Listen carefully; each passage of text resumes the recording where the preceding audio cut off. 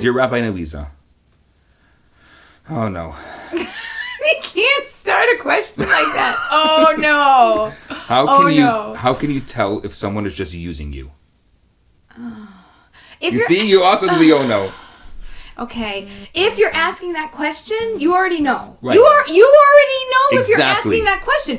Are they using me? You're thinking I'm being used because you're in a relationship where somebody is doing something and internally you're feeling something and you're going, do I have to justify it? Am I being used? I think I'm being used. I'm probably being used. Should I ask somebody if I'm being used? You're being used. Or I don't want used, you're not being used for the right purpose, which is the purpose of us dating, the purpose of us building a relationship. So it's not really am I being used, it's is this other person serious about a relationship and about us and whatever's going on? And my answer would probably be, no, they're not. That's my guess, my intuition on the way that the question's being asked. I know it because the questioner gave us the answer. Right. Like, if the question didn't say, how do I know if I'm being used? Okay? That's from a place of curiosity. I'm not sure I understand what it means to be used or how it feels to be used. But when you ask it like that, yes, you're being used. But maybe we should actually answer, how does somebody know if they're being used if they don't have an awareness of that? Maybe that's the root of what this is asking. I think that this questioner probably is in a relationship with a narcissist. Possible.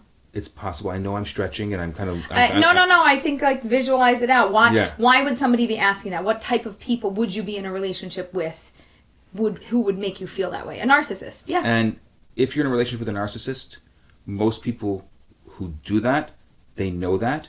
They just don't want to admit it. Right. And for some reason, people who like to be in relationships with narcissists, this is my experience at least, don't want to admit that they're in that kind of relationship. So they're being used. Why is the person being used not want to admit that they're being used? Okay, so can I give a possible, like, maybe because they grew up with a narcissist, a family member, and that's normal to them. So when that's my norm, whether I like it or I don't like it, I'm used to it. So when I go out into the world, I find what I'm used to because it's similar to what I understand, right, even though I don't like it. Unless we really learn from our mistakes and go, that's that pattern, that's a no-no, and I need to stay far away from it. But you have to work really hard to do that. Otherwise, we fall into a natural pattern, even though it's not healthy for us. Exactly. I think that this question gets to the root of how do I understand why I'm being used? Like, what's at the root of it? And let me not look at the other person because they're doing it because of how they grew up also. But let me look at me and why I choose to be with people like this, or why I attract and I draw in people like this to me. Why am I a magnet for those people? There's two elements to it. There's the us talking to the person who's being used. Right. And then the person who's being used asking themselves why. Right. So let's just summarize this because this is so important. If you are in a relationship and you feel like you're being used, what is our advice for them in less than 20 seconds?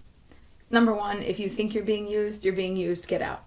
Number two, now that you're out, take time to reflect and see where it's coming from in your past. Because it's going to happen again if you don't do something about it. Correct. And number three, when you go back out into the dating world, be hyper aware and go, is this my old pattern or did I pick a new pattern? Right. Is this a person who's going to make me feel used because I understand the types of people that do that? Or is this a person who is going to be a little bit different than what I'm used to? And it's okay. It's going to feel different and weird at first, but that's going to be better than my norm. And do you have any advice for that process of reflection? I usually tell people to take a week. Whether they want to write it down on, their favorite electronic device, a journal, something. Think about your childhood. Think about the people in your life, very close people in your life.